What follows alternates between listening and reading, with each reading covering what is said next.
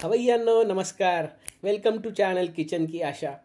आज आपली रेसिपी एकदम फटाफट होणारी क्रिस्पी सुरमई फ्राय.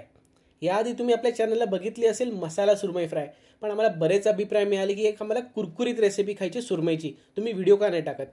म्हणून आज आपण बनवतोय तवा फ्राय सुरमई. एकदम क्रिस्पी, आतून एकदम ज्युसी आणि चवीला तर अफलातून लागते, तुम्हाला माहितीच आहे.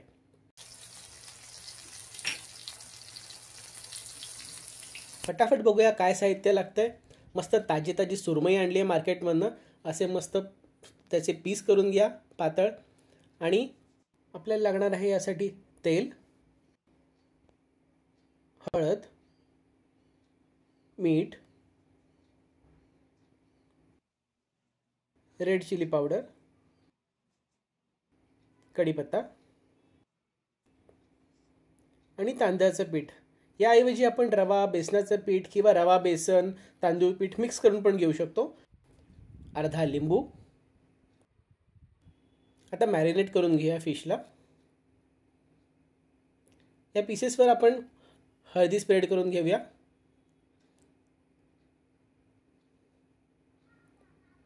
नंतर त्यावर घालूया लाल मिरची पावडर,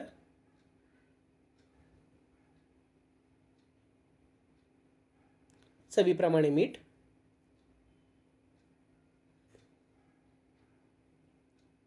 आणि लिंबू पिळून घेऊयात.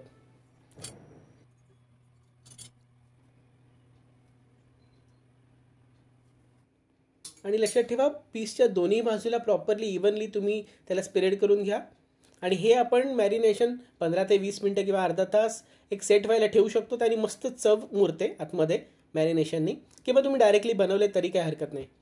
आता आपण घेऊया तांदळाचं पीठ. त्यात घालूया थोडीशी हळद, लाल मिरची पावडर आणि चवीप्रमाणे मीठ. आधी पण घातले, एवढं लक्षात ठेवा, त्याप्रमाणे क्वांटिटी घाला. आता हे प्रॉपरली मिक्स करून घ्या.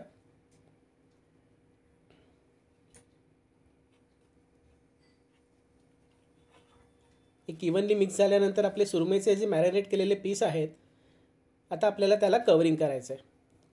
एक जाड हाताने त्याला प्रॉपरली कवरिंग करून घ्या. एक जाडसर थर द्या त्याला, म्हणजे आपली रेसिपी जी सुरमईची आहे एकदम क्रिस्पी होईल.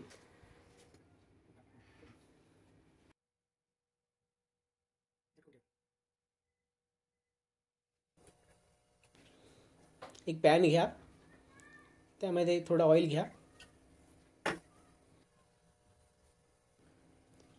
तेल कडकडीत गरम झालं की त्यात घालूया आपण कढीपत्ता.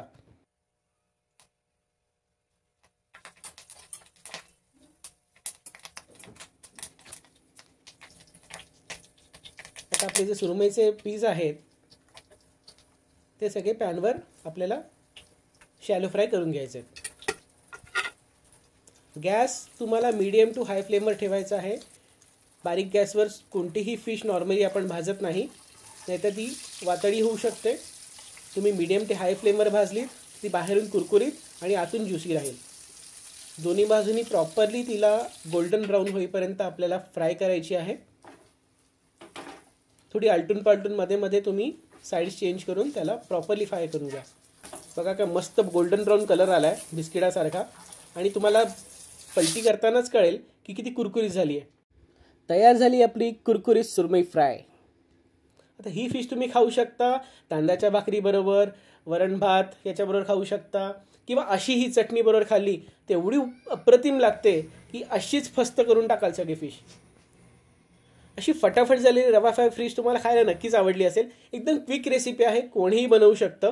आणि ही रेसिपी तुम्हाला आवडली असेल तर नक्की लाईक करा, आमच्या चॅनलला सबस्क्राईब करा आणि कमेंट्सवर नक्की आम्हाला कळवा तुम्हाला यापुढची कोणती रेसिपी खायची आहे आणि तुमची रेसिपी कशी झाली हे सुद्धा आम्हाला सांगा. Thank you. Signing off from kitchen की आशा.